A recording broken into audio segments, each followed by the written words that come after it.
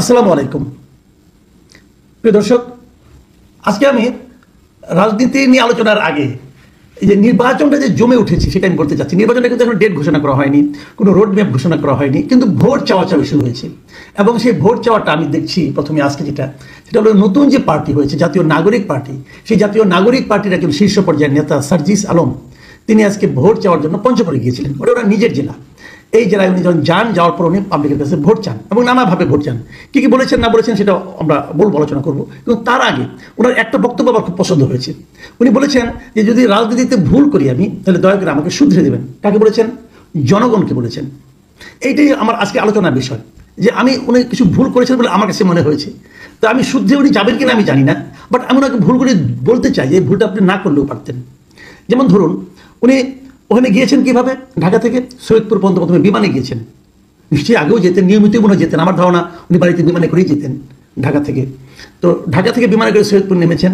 নেমে তার জন্য ওখানে একটা বিশাল গাড়িবহর অপেক্ষা করছিল। সেই গাড়িবহরে শতাধিক গাড়ি ছিল বলে একাধিক পত্রিকা এসেছে। যেমন আমি কালবেলা পত্রিকার হেডলাইনটা যদি পড়ি, ওখানে লেখা ছিল শতাধিক গাড়ির বহর নিয়ে পঞ্চগড়ে সার্জিস। আবার আরেকটা নিউজ, এটাও কালের কণ্ঠের একটা নিউজ, ব্যান্ড পার্টি সহ শতাধিক গাড়ি বহর নিয়ে পঞ্চগড়ে সার্জিস। এরকম অনেক পত্রিকায় নিউজ আসছে। ডিবিসিতে একটা নিউজ এসেছে, ডিবিসির যে অনলাইন পেজ আছে, ডিবিসির ফেসবুক পেজ, সেখানেও একটা নিউজ এসেছে। সেখানে ওই শতাধিক গাড়ির কথা উল্লেখ করা হয়েছে।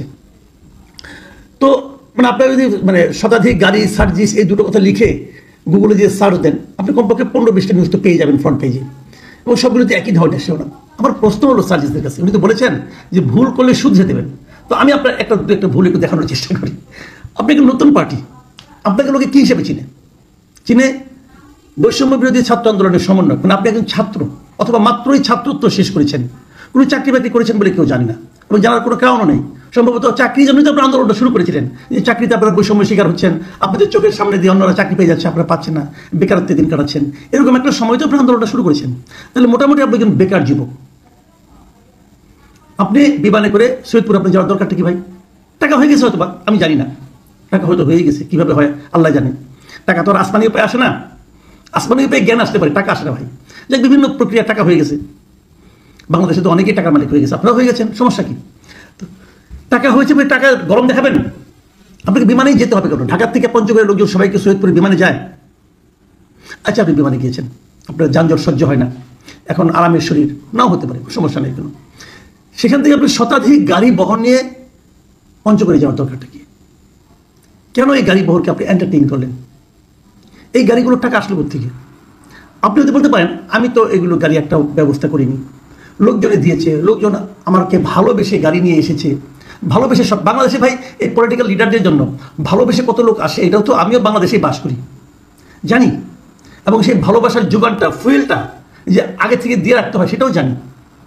কর্মীরা যত টাকা খরচ হয় তার চেয়ে কয়েক গুণ টাকা যে নিয়ে নেয় নেতার কাছ থেকে, সেটাও জানি। এখন তারাই ফিট করে দেয়, নেতারাই বলে। নেতারা যদি বলে তোমরা গাড়ি নিয়ে এসো না, তাহলে কেউ আসতো না। আপনি আনিয়েছেন গাড়িগুলো, ভুল করেছেন ভাই। আপনি আপনার এলাকায় গাড়ি বহর নিয়ে যেতে হবে, এর কোন মানসিকতা? আপনি এলাকায় যাচ্ছেন, মাথায় রাখবেন একটা জিনিস মিস্টার সার্জিস আলম, আপনি কিন্তু ওই এলাকার সন্তান।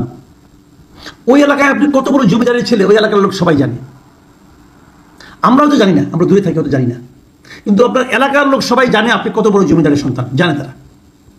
তো তারা যখন দেখবে, আপনি আগে যখন যেতেন এরকম গাড়ি বহর নিয়ে যেতেন, তারা যখন দেখবে যে এই জমিদার পুত্র গাড়ি নিয়ে আসছে, তারা এটাকে ভালোভাবে নেবে। কেউ কেউ বলবে না যে তুমি এই গাড়ির পেছনে যত টাকা খরচ করেছো, যেভাবে খরচ করেছো তো সে টাকাটা তুমি গ্রামের এলাকার গরিব মানুষকে দাও। আমি যদিও জানি পঞ্চগড় খুব একটা ধনী এলাকা না, আপনি ওখানে দিতে পারতেন, মানুষকে হেল্প করতে পারতেন। আপনি কিন্তু মনে করেন না ভাই, আমি আপনার ভুলগুলো ধরিয়ে দিচ্ছি, একটু বয়স হয়েছে তো, আর আপনিও বলেছেন যে ভুল ধরিয়ে দেন। আমি ভুল শুধরে দেবেন আপনি, আমি বলছি আপনাকে। এভাবে শোডাউন করে ভোট পাওয়া যায় না। বাংলাদেশে বহু বড় লোক ইলেকশন করেছে শোডাউন করে, ভোট পায়নি ভাই। ভোট পেতে হলে মানুষের মন জয় করতে হয়। মন জয় করতে পেরেছেন। গাড়ির বহরে যদি আরও 10টা গাড়ি বেশি থাকতো, তাহলে কি মানুষের আরও একটু খুশি হতো, আর একটু মন জয় হতো, নাকি আরও একটু বিরক্তি মানুষের মতো উৎপাদন হতো? আমি আপনাকে এক কাজ করি, আমি বলেছিলাম না যে এখানে ডিবিসির ফেসবুক পেজে একটা ওনার ভিডিওটা ছাপা হয়েছে, গাড়ি যে আসছে, আমি আবার দেখেছি ভিডিওটা, অনেকগুলো গাড়ি, শতাধিক হবে কিনা বলতে পারবো না, কিন্তু যে ভিডিওটা দেখানো হয়েছে সেখানে অনেকগুলো গাড়িকে দেখানো হয়েছে। সেই ভিডিওর নিচে অনেকগুলি কমেন্ট আছে। কতগুলি কমেন্ট আছে সেটা আপনারা হয়তো বুঝতে পারবেন একটু পরে। আমি আপনাদেরকে এটা বলছি, আপনারা যদি দেখবেন এখানে মোট কমেন্ট পড়েছে 15,100। এবং এই ভিডিওটা ৩,৮০০ জন শেয়ার করেছেন এবং সেখানে রিয়াকশন পড়েছে ৯৫,০০০। রিয়াকশন মানে কি? রিয়াকশন মানে কেউ লাইক করেছে, কেউ হাহা দিয়েছে এবং কেউ লাভ দিয়েছে। সেটাও যদি আমরা ভাগ করে দেখি আপনারা দেখবেন তার মধ্যে ৪৬,০০০ ছিল লাইক, ৩৭,০০০ ছিল হাহা এবং ৯,৬০০ ছিল লাভ রিয়েক্ট। এই যে ৯,৬০০ এটাকে আমি ধরি এটা জেনুইন, তাকে ভালোবাসে। আর ৩৭,০০০ লোক এটা নিয়ে ব্যঙ্গ বিদ্রুপ করেছে এবং ৪৬,০০০ লোক এটাকে লাইক করেছে। লাইকের আমরা ওইভাবে অর্থ খোঁজার চেষ্টা করি না, লাইক নানা কারণে করে। তো এই হলো মানুষের রিয়েকশন। এখন আমি আপনাদেরকে ওখানকার কিছু র্যান্ডমলি আমি কিছু কমেন্ট আপনাদের পড়ে শোনাতে চাই, যে সার্জিস যে মানুষের কাছ থেকে পরামর্শ চেয়েছে সেই পরামর্শগুলি সার্জিস সাহেব এখানে পেয়ে যাবেন। আমি একদম র্যান্ডমলি নিয়েছি, আপনি এটা যেভাবে আমি আপনাদের স্ক্রিনশট দেখাচ্ছি আপনি দেখলে বুঝবেন এটা র্যান্ডমলি নেওয়া। যেমন SH সুমন লিখেছেন, গাঞ্জা কিনার টাকা ছিল না, এখন এটা এই শব্দ উচ্চারণ করতে চাই না, আপনার পড়ে নিন। গাড়ি নিয়ে চলাফেরা করে, টাকা পায় কই জনগণ জানতে চায়। এবং এটার মধ্যে আবার দুজন রিপ্লাই দিয়েছেন, দুজন। একজন হাবিব খান, তিনি রিপ্লাই দিয়ে বলেছেন তাদের দুর্নীতি আগে প্রমাণ করেন তারপর কথা বলেন, তাদের টাকা অনেক শুভাকাঙ্ক্ষী প্রবাসীরা দেয়, যদি আমার কাছেও চায় তাহলেও দিব, উনিও দিবেন। উনি বলছেন যে আগে প্রমাণ করতে হবে ওনারা দুর্নীতি করেছেন, তারপরে ওনারা আলোচনা করা যাবে, এর আগে করা যাবে না। এবং প্রবাসী অনেক টাকা পয়সা দেয় আমাদেরকে, এবং যদি হাবিব খানের কাছে চায় উনিও দিবেন। ভালো। রিফাত হোসেন লিখেছেন, বন্যার সময় পেয়েছি ত্রাণের টাকা সহবরা মেরে দিয়েছে, ওরা সমন্বয়ক নামে বাটপার, ওরা দেশে জাতির শত্রু। আরেকটা কমেন্ট করি, গোলাম সরোয়ার লিখেছেন, হাইরে টাকা। হাবিবুর রহমান জুয়েল লিখেছেন, ওরে বাবা অনেক গাড়ি, এত গাড়ি তার হবার কথা নয়, সম্ভবত ভাড়া নিয়েছে, ঢাকা থেকে কর্মী না নিয়ে নিজের এলাকায় কর্মীদের সাথে মেশা উচিত। সোহেল মাহমুদ লিখেছেন, সার্জিস আগে থেকেই কোটি টাকার মালিক। কুদ্দুস আফরাদ লিখেছেন, প্রশাসন সঙ্গে থাকলে সবকিছুই সম্ভব, না থাকলে চটের ব্যাগ ও থালা হাতে ঘুরে বেড়ানো সম্ভব। আমি কিন্তু র্যান্ডমলি পড়ছি, মানে এক জায়গা থেকে আমি নিয়েছি, সরাসরি যে কোটা পেয়েছি নিয়ে নিয়েছি। আমি আরেকটা পড়ি, এটি শেষে, এর বেশি পড়বো না, আপনাদের ক্লান্ত করবো না। রাকিব আল হাসান লিখেছেন, ঈদের সময় পঞ্চগড়ের বোদা থেকে মাল আনবে, যাওয়ার সময় খালি যাচ্ছিল দেখে আমরা লাভ দিয়ে উঠে পড়লাম।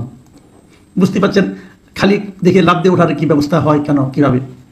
আলী আহমেদ সৌরভ লিখেছেন, জাতীয় নাগরিক পার্টিতে অতিরিক্ত নেতা হওয়ার কারণে একজন আরেকজনের সাথে সামঞ্জস্য করতে পারছে না। নেতা তো একজনই, যিনি 18 কোটি মানুষের হৃদয়ের স্পন্দন, দেশ নায়ক তারেক রহমান। যাক, উনি বিএনপি লোক, বোঝা যাচ্ছে। তোহারুল ইসলাম লিখেছেন, ওর বাপদাদার জমিদারি ছিল পাকিস্তানে, এটাই ওর টাকার উৎস। মিক অ্যান্ড অলিভিয়া উনি লিখেছেন, এত টাকা কোথায় পায় সাধু দেশপ্রেমিক। আর বাংলার বন্ধু আওয়ামী লীগ লিখেছেন, হাসনাত সার্জিস এখন ছাত্র সমন্বয়ক নয়, সে এখন বিএনপি, আওয়ামী লীগ, জামাতের মতো একটি রাজনৈতিক দলের নেতা।